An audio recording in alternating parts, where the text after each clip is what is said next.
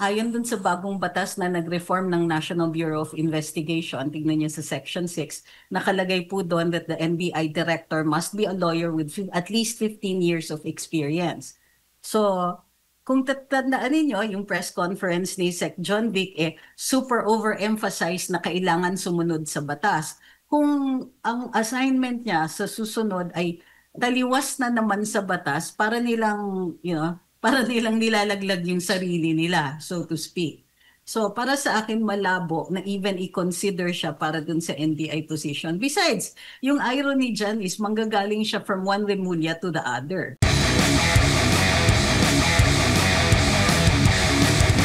In-expect mo ba, ma'am, o may nagbulong na sa'yo days before na machuchugi sa pwesto si dating PNP chief, Nicolas Torre III? Actually, nung pinatawag siya sa Malacanang a few days ago, medyo may tunog na. Nagulat lang ako kasi nag-command conference pa siya nung Friday. So, ang pagkakaalam ko, even before that, nasabihan na siya ng Malacanang of the possibility. Siguro hindi pa kumbaga hindi pa kumpirmado as of that time. Pero nung Friday, nag-command conference, medyo napaisip ako. Eto na nga, nabulaga tayo. So, medyo surprise pa rin kahit paano. Opo, ma'am, sa messaging, dito tayo sa messaging, ma'am, kasi nasa business tayo ng communications. Ano ba ang mensahe na hinahatid nito sa pambansang pulisya? Itong pagkakasibak sa pwesto kay General Torre. Alam po natin na marami po ang na-high blood dahil sa ginawa. Una kay Pastor, lalo na kay former President Duterte. Correct.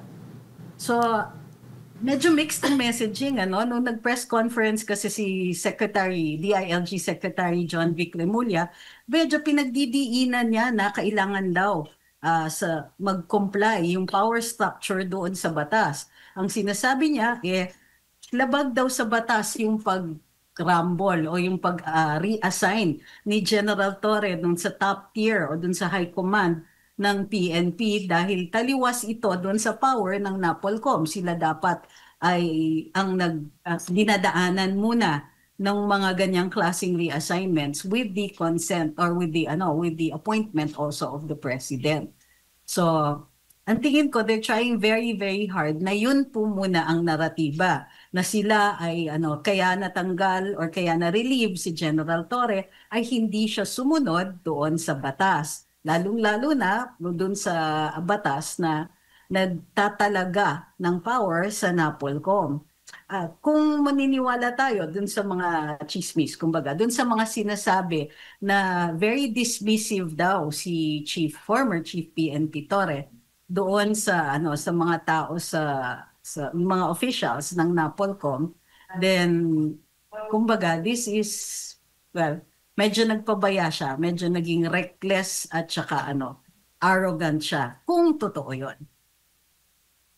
Opo, ma'am, lalo pat, alam mo naman, ma'am, ang PNP, conforme sa sino ang namumuno, sumusunod lang naman yan sila. Yes, sir, yes, ma'am, lang naman yan sila lagi. Pero ito kaya may epekto, ma'am, sa moral ng mga pulis, lalo pat, naalala po ninyo, maraming nasibak sa pwesto dito sa Metro Manila nang hindi nila matupad yung 3-minute bail o 5-minute response na ginawa ni General Torre nung siya ay hepe ng QCPD. At nang subukan niyang ipatupad all over Metro Manila, marami pong hindi nakakota, ma'am. Correct.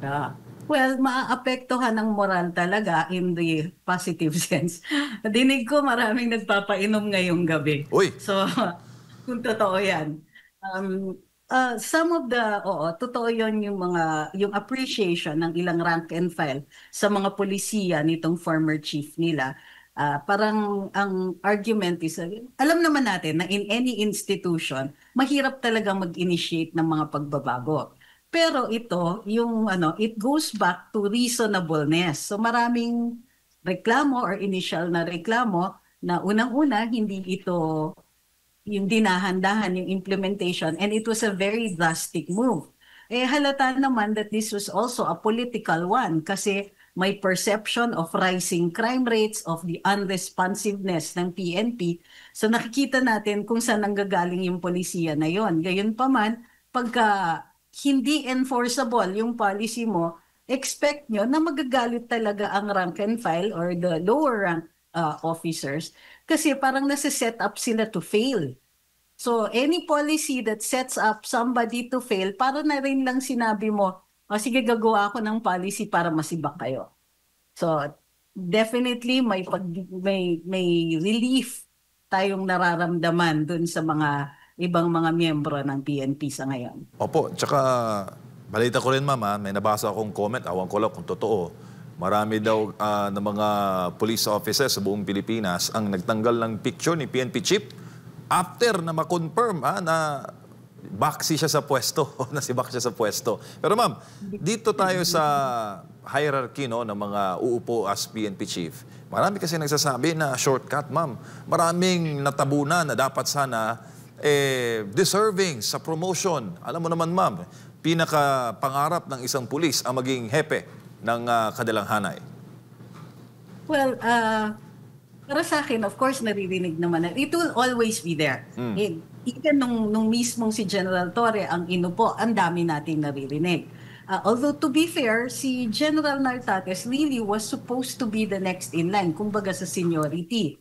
So, ang tingin ko, yung normal na level ng grousing ang maririnig natin sa ngayon. Kasi right now, parang ang feeling ko, mas nananaig pa yung original na shock na na-relieve si General Torre over the jockeying for position. Kasi ang bilis din eh.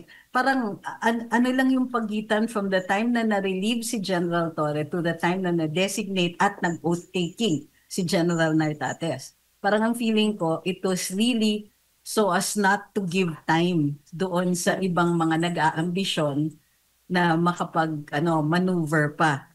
Para sa akin, this is more or less a good move for any vacant position. Mabilis dapat fini-fill up, otherwise yung jockeying for position tsaka yung pamumulitika nagiging problema rin in the long run.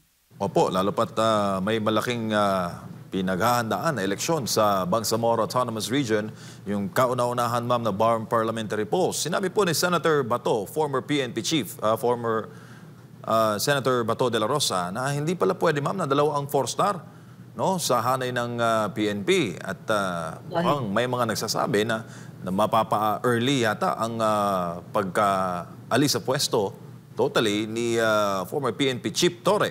Dahil nga, sa kadahilanan na hindi pwedeng dalawang 4-star sa PNP. Pareho yan kasi sa AFP eh. Pero totoo yan, hindi pwedeng ang Chief PNP must be a 4-star. So alam na natin, since na-swear in na si General Nartates, gagawaran siya ng 4 na estrella niya. Yun nga lang, with the existence, habang nandyan pa si General Torre, iisa lang talaga ang solusyon dyan is ipag-early retirement siya. Kasi kung mag-stay on siya, i-demote mo eh. O kaya, di ba, i-assign mo somewhere else. So early retirement with the offer of another position, yun lang ang bukod tanging magiging solusyon sa problema nila ngayon. But definitely reinstating him, medyo problematic na yan. Nakataya na yung mukha ng Malacanang dyan. Opo. I-trace natin, ma'am. Saan kaya siya posibleng pumunta? Dahil maraming kinakabahan. Baka raw mag-NBI chief. Patay tayo dyan. Sabi ng mga nagko-comment sa ating live stream.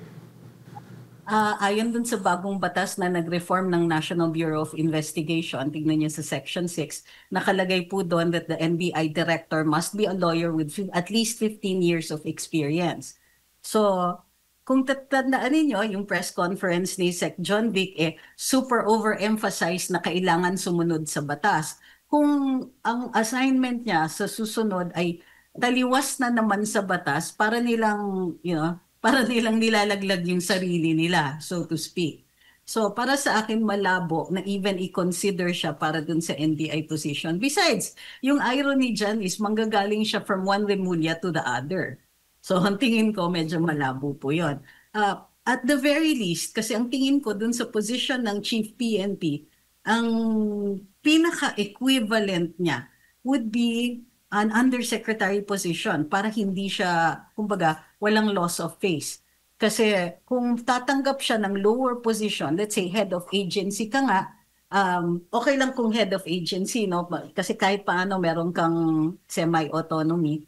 Pero kung tatanggap siya within the hierarchy, ang minimum that he can accept without diminution of his rank would be an undersecretary position. So anything yan maliban lang dun sa mga positions that require that they have to have certain qualifications. Hindi pwedeng mga positions na kailangan doktor siya o abogado siya in the absence of that particular qualification. Pero ang tingin ko dyan, anything else, it is entirely possible na i-offer sa kanya. Oo, may mga nagsasabi, Special Investigator on Flood Control Scam, mga ganon na mga posisyon, ma'am.